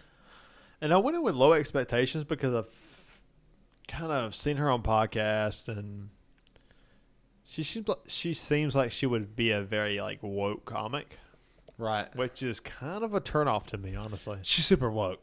All right, I'm woke, so you don't know anything. It seems like I'm woke. It's a turnoff to me. I'm gonna be honest, but I will say that's not what she was, and it was fucking hilarious. I laughed my ass off. Nice. Yeah. And there's plenty of, like, when people, like, especially men who kind of shit on female comics, they're out there. There's plenty of men who shit on female comics. I'll be honest, I'm one of them, but I don't shit on female comics because they're shitty. I shit on female comics that do the my vagina thing. Yeah. Well, she's not one of them. Michelle Wolf's not one of them. And Fortune Feimster. Sarah Silverman. Sarah Silverman. That's what I said. Sarah Silverman is not one of them. Sarah Silverman is fucking hilarious. And Fortune Feimster's not. There's so Nikki many. Glaser is one of them. She is. And I shit on her. And I've defended. She is a my vagina comedian. And she does have some good bits. She's just not for me. I get it. I can't defend. However, I get it. Fortune Feimster, that's the fucking Dude, one. She's the fucking one. And I will say Sarah Silverman, Speck of Dust is ridiculously funny. It's good, dude. Good. It's so good. It's so funny. Yeah. It's like, I'm gonna be honest though, it's dick and fart jokes. It's so good, dude. It's dick and fart jokes. My kind of comedy, dude. Oh, really? Yeah. Is it kind of comedy? Dick and fart, yeah. That's my kind of comedy too. That's crazy. But, and, dude, if you watch the Bill Burr Presents, I gotta watch that. to where he hosts, I haven't went back and watched. I've seen this female Michelle. That's where I found Michelle Wolf. Okay. Which Michelle Wolf is so fucking funny, dude. She is up there for any comic ever. Right. Like, she is so fucking funny. And then there's one female comic who I can't remember her name, and I want to go back and find it because you know a comic's good when you're like your jaws are hurting. Yes. Just go watch that shit, and you're just like, that's how I'm trying to be on this podcast. I'm trying to have my jaws hurting. yes, your jaws. My jaws with a L. JAWS. Hilarious, dude. But yeah, if people say, like, especially men who say that female comics aren't funny, I go check out Sarah Silverman, Fortune Feimster. Who do we just talk about? Michelle Wolf. Michelle Wolf. Yeah, just hilarious comics. Whitney Cummings, so funny, dude. Pause. Resume. Okay, yeah. And Miss Pat is so fucking funny, dude. On the cabin, dude. Miss Pat on the cabin is so fucking good, man. She's so funny. The Cabin, Bert Kreischer, look it up, dude. It's on Netflix. It's so good. And I will say, Bert Kreischer's a big influence on like my comedy, like the shit I make, like the shit I try to make people laugh with. I'm not very successful, but just like Michael Scott said, you miss 100% of the shots you don't take. Yeah. Wayne Gretzky, Michael Scott. I love that shit, dude. Dude, oh, what was I watching in the other day? Oh, it was a Netflix Presents, and it was like top comedians of 2022 or whatever. Oh, yeah. It seemed a little left for me, a little too much left for me. Like left how? Like Political, yes. Okay. Seemed because you can, like, I hate so when you're I very right. I did this in the first episode. Dude, I'm not doing it again. I'm gonna be honest. I hate when I can tell when people have an agenda, whether it's right or left. You just saw it. Yes, I hate when I can tell if someone has an agenda, right or left. It bothers me because I'm like, why can't a thing just be a thing? I'm gonna be honest. There's a few teachers that I had in school that had no fucking agenda at all. And it's so much fucking respect. Respect to that. Like, I will think about those teachers forever till the day I die. Respect is But just, goddamn, dude. respect is just like having a belief and sticking to it without a fucking agenda. You ain't son. gotta push this on the kids that you're teaching. Yes, but then there's those teachers who push their They fucking do. beliefs They on do. their kids, And they base their like grading and whatever on Yes. these Yes. on that 100%. on their values. 100%. And you know, and I'm a Bothers me, man. I'm gonna tell you right now, I'm a teacher. I teach karate. I do not consider myself. Your hands are like fists. Your feet are like arrows. shout out to Murray from Stranger Stranger Things. Things. That's a great fucking My character. hands are like fists. My feet are like arrows. My feet are like arrows. Yeah. It's like, and he knocks the. Spoiler alert. I'm not going to go any further. He knocks shit out of somebody. Dude. Anyways, sorry to interrupt. Yeah, no, it was worth it. So worth it. But man, I have like so many teachers that really have inspired me, and there was like two of them that I really think of. Mr. Davis, whenever I was like in 8th grade. And shout out Mr. Davis. Yeah, shout out Mr. Davis if you don't remember. I mean, if you're watching, that's fucking awesome. And I'm sure you're like, damn, he really changed. Because I was in 8th grade or 7th grade, I don't even remember. I think it was 7th grade. He's probably used to it. But me and Dad we had like it was a social studies class. Yeah. And me and Dad made this big ass catapult for this class. Nice. So for that class, it was like we're gonna make a catapult to destroy this tower. Like it was just like he's always been good at that. A shit, fun man. school project. He's such a creative motherfucker. And so me and Dad got together and made this. We made a legit catapult. Yeah. Out of wood, like 2x4. So it was like fucking massive. Yeah. And that got put into the classroom. And Mr. Davis was like, "Oh, this is awesome." Yeah, He was like, I he's know your so dad creative. helped you with it. Yeah. He was like, "I know your dad helped you with it." Yeah. But this is awesome. Your ass couldn't do this shit. And I was like, "I couldn't. You're right." And we laughed about it. Yeah. Mr. Davis, shout out to you because he was very like, he was not pushy. He was like one of those like teachers you got along with very well. And then another one I'm gonna shout out is Miss McAllister. I had AP Lang with, and I made a 70 in this class because I was so fucking lazy. You mean a 70 in AP class? Yeah, I was lazy. That was it. Yeah. And like, but we had this thing. What about the TP classes? What's up, baby? Fuck the AP classes, them motherfuckers. So the AP class we had, it was AP language. Yeah. And it was English class, and the biggest thing about this class was like how you feel and like things you like believe in. Always kind of hate on the AP guys. But she never pushed anything. And so respect to that. But like, excuse me, I just burped right into the mic. I really wish I didn't. No, that's okay. We'll get over it. There is something to like. Listen, I wasn't done. No, go ahead. You was clearing your throat, so I was going to fill the time, but go ahead. But one of the things I remember the most from that class is we used to do like a commonplace book. It was like every 9 weeks you have to write like a journal for 20 pages. Yeah. And one of the 20 pages I wrote about South Park and music. Okay. I wrote about how I'm listening. Right. So I wrote about how South Park like has all these themes about how common culture is just stupid as fuck. I literally wrote like 10 pages of that, and the other 10 pages about the Avett Brothers. I remember you telling me about this. I wrote 10 pages about how the Avett Brothers music was like so detrimental to like society. It's so ridiculous. Dude, the Avett Brothers is so good, man.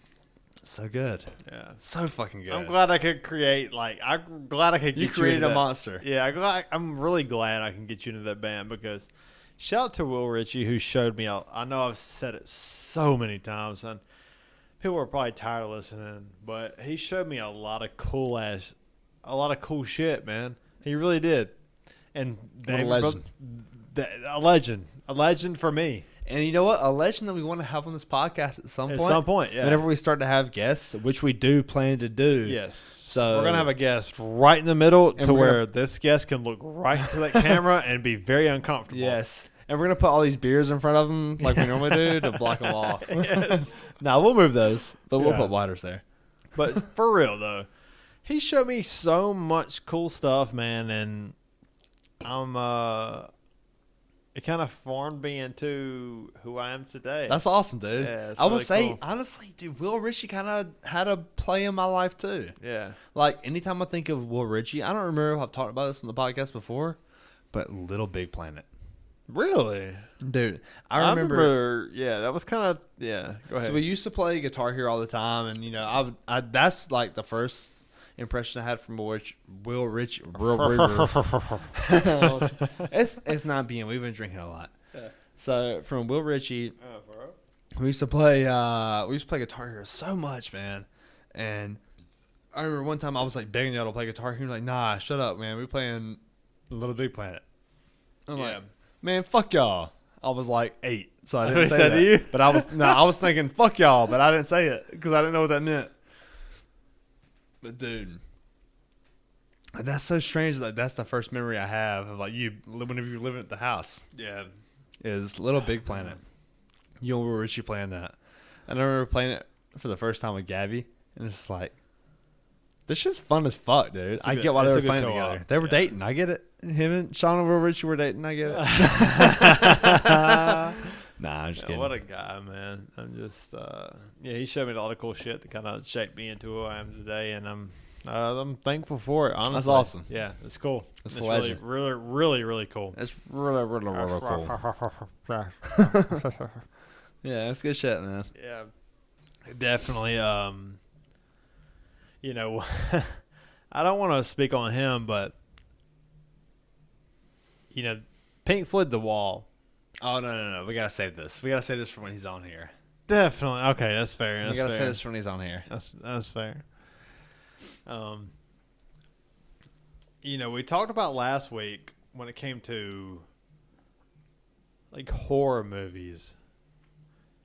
We talked about, 28 Days Later. I think we talked about Chucky. I think we talked about Cillian Murphy. We talked about, what's that movie? Our favorite. We talked about Inception, I think. House of a Thousand Corpses. That's it. Oh, dude. Yeah, I forgot you put that up. Yeah, it's so good. But that's definitely you finally made it. That's it. One of us finally made one. I'm going to tell you right now, I made 2. That beer can landed earlier. Yeah, it's kind of slipping down between the crack. The crack. It's in the crevice. It's smoking the crack. Speaking of slipping through the crevice, have you ever seen the movie 127 Hours, I think? No, I have not. With James Franco. Dude. And you know what's funny? It's kind of a crazy film.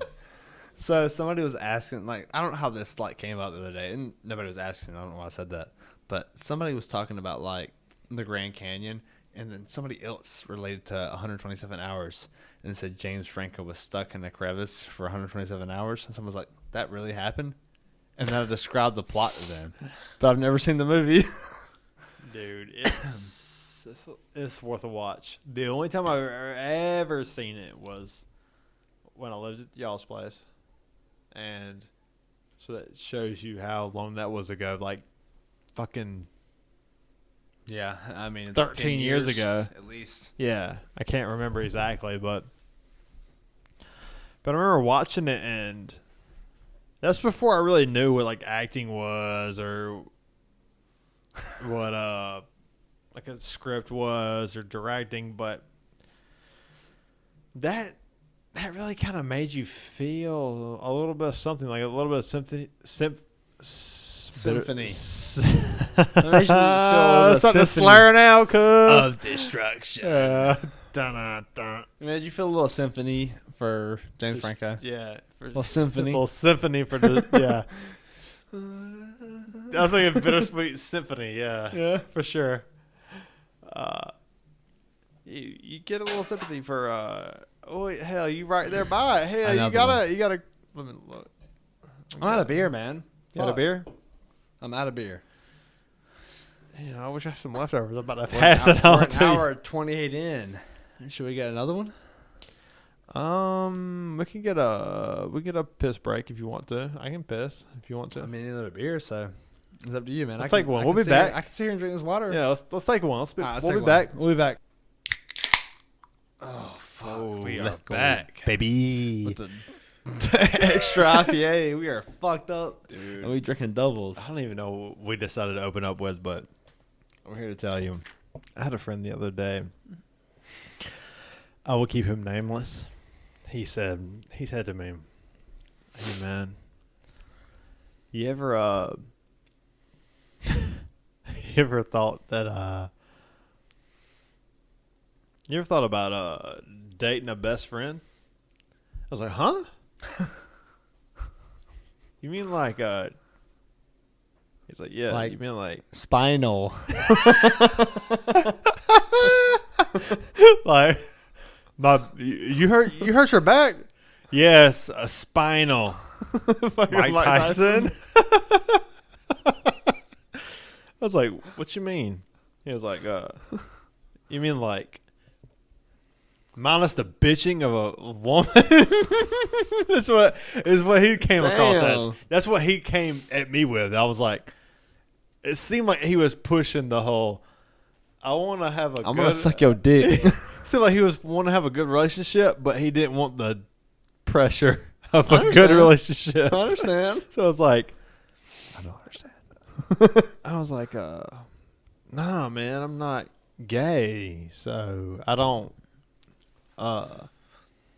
It's stout. It's fucking It's real a stout. fucking extra IPA. You see where it says extra IPA right there? That's fine, but I haven't been drinking extra IPA. Well, you drinking one now, motherfucker. It's 9:30, dog. Yeah, and you drinking an extra IPA. Oh my, that shit's stout. He goes, you ever thought about dating a best friend? I was like, huh? I was like, nah, man, I just don't. That's it. Like, man. I just don't like men. So, no. I've never. Not that there's anything against that. I just. Me neither. Oh, yeah, me neither, man. Oh, no, me neither, man. I just went by GameStop. I just stopped by GameStop today and picked up a $20 discount or whatever. So I was like, what you mean? He's like, I just don't like the pressure of being with a woman or some shit. I was like, no, I don't know. I like my buddies, I guess. Yeah, right. I don't know what to say to that. What do you say to that? Well, it's just like whenever your buddy goes, so you ever watch hentai? And you go,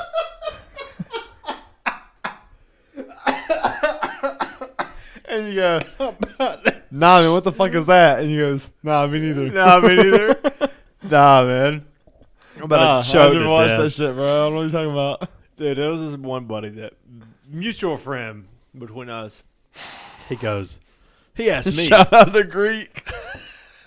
If you know, you know, but this ain't revealing no secrets. He goes, so this is a guy that I met playing online. I've never met him in person. That's a very close friend of mine. He's a fucking great dude. We refer to him as Greek. The freak Tyreek. That was his name. No, you ain't gotta say his name now. You called him Greek. I have to just call him the freak Tyreek. Well, that's his name. The last part. But we refer to him as Greek. And I met this dude playing League of Legends on the internet, right? And this dude is a good fucking dude. So he started playing Overwatch with us for a while. And this dude, like, he would play with us like I met him, and then I introduced him to Shawn. I introduced him to, all of our good friends. And then he would play with them without me. Like, that's how close he was to us. Dude, I didn't know what hentai was. You can finish the rest of the story. He asked you. He asked me. I didn't know what that shit was. I looked it up, though. You shouldn't have. Yeah, and I was like, what the fuck? He's like, you ever watch hentai? I was like, what the fuck is that? Is that like some Dragon Ball Z shit? He goes, nah, man, me neither. So what the fuck is that? He was like, I was like, that's like some Dragon Ball Z? Like some Naruto shit? And he was like, nah, like man, it's kind of like that. It's kind of like that. Oh, jeez. And he showed me some shit that you can't unsee. Don't look it up. Don't look it up.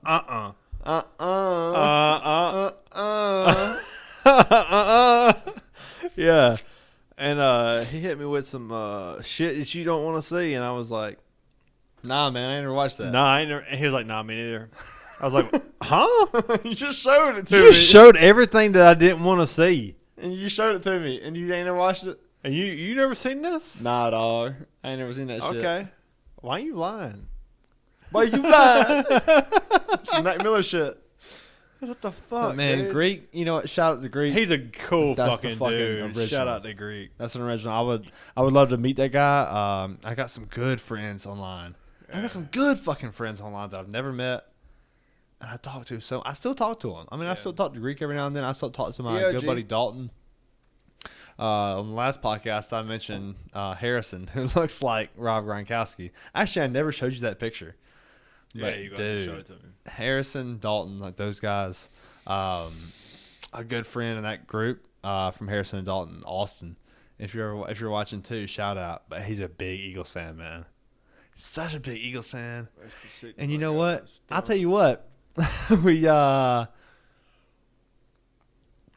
last podcast we posted a picture of the slice, and a good friend of yours, Austin Shirley, commented and said, "I know it ain't no damn Eagles jersey." So you know what? Fuck the Cowboys. I'm gonna say that. Damn. No, Fuck hold up. We them boys. Fuck them boys. We making noise. Damn, y'all making noise. Dang. Y'all ain't no y'all. That's them. Hell, I ain't got nothing to do with that shit. That's them boys. That's them boys. Damn, they ain't gonna make the playoffs, and if they do, they gonna lose first round. They fight for a wild. The Eagles and the damn Cowboys are fighting for a fucking wild card. Oh my god, they're really both fighting for lead of the division, but it'll be interesting in the NFC. It's so weird that this brought this up, but I don't know where I was coming home from, but the last time the Cowboys and Eagles played, which it might have been the last time, but the last memory I have of the Cowboys Eagles playing last year, yeah, it was right whenever my Super Nintendo X came in, or Super Console X came in. Yeah. It's like it's this little console that has like 60,000 games on it. Yeah, and dude, I played the shit out of Resident Evil 1, Resident Evil 2, Resident Evil 3 on those, like the original games. Those are fucking OGs. They're so good. So fucking good. They are. They're good shit. But they hold up, too. They hold up. If you can just get past... Yeah, the movies are shit. But if you can get past the fixed camera, like... Oh, yeah. I mean, it's old games like that. It's going to have that. Get past the fixed cameras and you're good. Man, remember whenever I was playing, I think I was playing Resident Evil 3, and anytime the main character is a woman, and anytime she gets hit, it's the Japanese, it's like the yeah and every time why Sonic you down? I'm on speakerphone with you. I'm playing this game, and I get hit by the main boss, and you go, "What the fuck you playing, man? What the fuck you watching?" Man, shut your bitch ass up. You know what I'm playing, man. You asshole. It's like so obnoxiously like exaggerated. Damn, what you watching, man? It's just so funny, dude. Fuck. Oh, fuck, dude. That's hilarious, man. Yeah, some of those old games that hold up. Nostalgia really plays a big part into like a big game like that holding up. What are some of those games for you? Oh man, I got a list. You got a list? Let's hear them. So we got obviously Resident Evil 1. Yes. Resident Evil 1 just hits so hard every time. Dude, the first Resident Evil still holds up. If you can get past the fixed camera. Yes, for sure. It's fucking phenomenal. So then we got Final Fantasy 9. Oh yeah, We've got Legend of Dragoon. Oh yeah. I need to go back and play that. We've got Onimusha Dawn of Dreams. Oh yeah, that's some weeaboo shit. Yeah, for sure. Let's talk about this guy right here, the Crash Bandicoot. The Coot. You want to talk about the Coot? I want to talk about the Coot.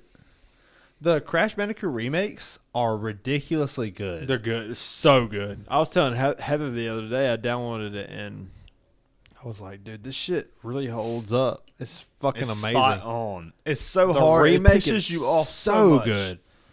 But then the biggest one that really sticks for me is Spyro Year of the Dragon, which is the third Spyro game. Yeah. If you never played the Spyro, it's like a purple dragon that's... He got some adversity. All right, he's a little tiny dragon, but he can beat some ass. He can whoop some ass. But that's like the whole game is like you're trying to overcome these adversities with like the little dragon that can fight against like the big monsters, you know.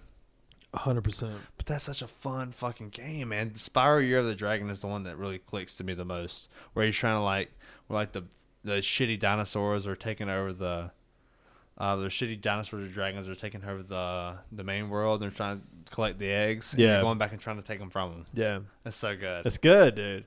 Those Resident Evils have really been kind of like connecting to me lately. Oh, really? I don't know why. I guess because... Well, we did talk about it on episode 5, I think. The Resident Evil show. Oh, yeah. The shitty show. God, I didn't even watch it. I still haven't watched it. It's not worth a watch. Yeah. Somebody on my Facebook timeline was like, "Oh, this is a good show. If you you would really like it. It's the shit." I was like, "What? Like, wait, what is the shit for you?" Because this is a teen drama to me. One thing that I meant to mention on episode 5, dude, the Resident Evil 7, or actually, yeah, Resident Evil 8. They are having a new DLC come out for the Village. Okay. And it looks really fucking good, man. But you've never played the Village. Resident Evil 8, the Village, is a great game. It's the only Resident Evil I haven't played. It's a good game. I said it was great. It's a good game, but it's a lot like Resident Evil 4. Okay. It's a lot like Resident Evil 4. It's a little more. It's first person, so like just like Resident Evil 7, Biohazard. But it's different, you know. It's just like that. Like you buy shit like the shop. It's like Resident Evil 7 and Resident Evil 4 meet. 100%. Well, you never played it.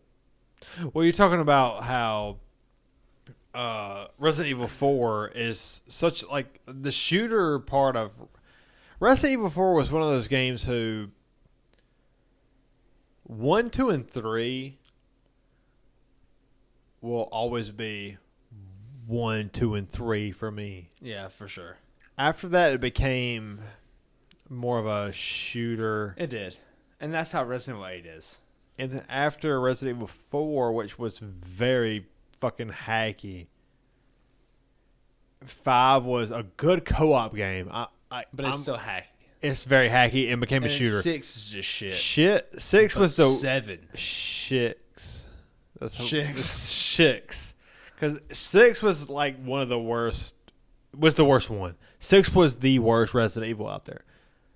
I think it's the worst one. But Resident Evil 7 or Resident Evil Biohazard, It was actually not that's that bad. a good fucking game. I'm going to tell you right now, that's the most underrated Resident Evil game of all time. Yeah, I agree with that because it became this... It's fucking scary, dude. It's scary, and it was... It really survivor revived. horror a little It bit. revived. Yeah. It was very much... Yeah. It was more survival horror than any of the other Resident Evils, I feel like. Like, it's first person. Not more like 3, 2, and 1. More than one? 1 was legit, dude. I mean, I think so, but there's nobody... Like, the whole time in Resident Evil Biohazard, there's someone fucking chasing you, trying to kill you. I like Biohazard. I really revamped that feeling for me. Yes, like, there's nothing that's going to make you feel that. I remember we were at Like my 7 place does. in the apartment. We're And drinking White Russians. White Russians and grilling fucking burgers. Yeah. On a George Foreman. Oh, yeah, the electric. Yeah.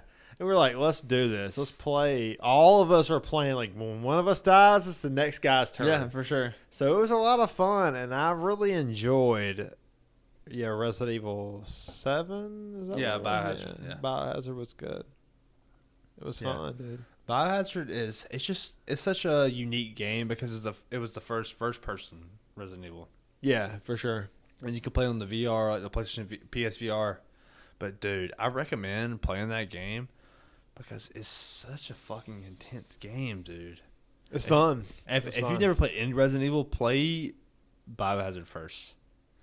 It's a favorite of mine. I mean, well, like right now, if you ask a person, and it's all based off graphics, because if you take graphics out of the equation, I would recommend Resident Evil 1 because Resident Evil 1 has such a crazy feel to it, to where it was like, it was just the most original one, to where like 1998, you go down to save a guy who is getting attacked. Yeah. And then the Alpha Bravo team or whatever drops down to save this guy, and then all of a sudden these dogs who are infected are after them. They're fighting their way off, and they can't save this guy, and they lose some people during this process, and they make their way just to survive towards this mansion, and then they close their way off from these dogs in this mansion. And then it's Albert Wesker, Barry, Chris Redfield, Barry Manilow, Chris Chris Redfield and Jill Valentine. Jill Valentine, yeah. Yeah. And you're like, oh, shit. Then they split up to kind of investigate. The mansion has like so many secrets. But the reason I recommend Biohazard is because it's so much like, it's modern. And like you can play that game without like trying to figure out the fixed camera. It's first person. It's so many more jump scares. Like it's not like there's more nostalgia for you, and so that's why you want to recommend the first one. Yeah. But like Resident Evil 7, that's where you're gonna fucking get hooked.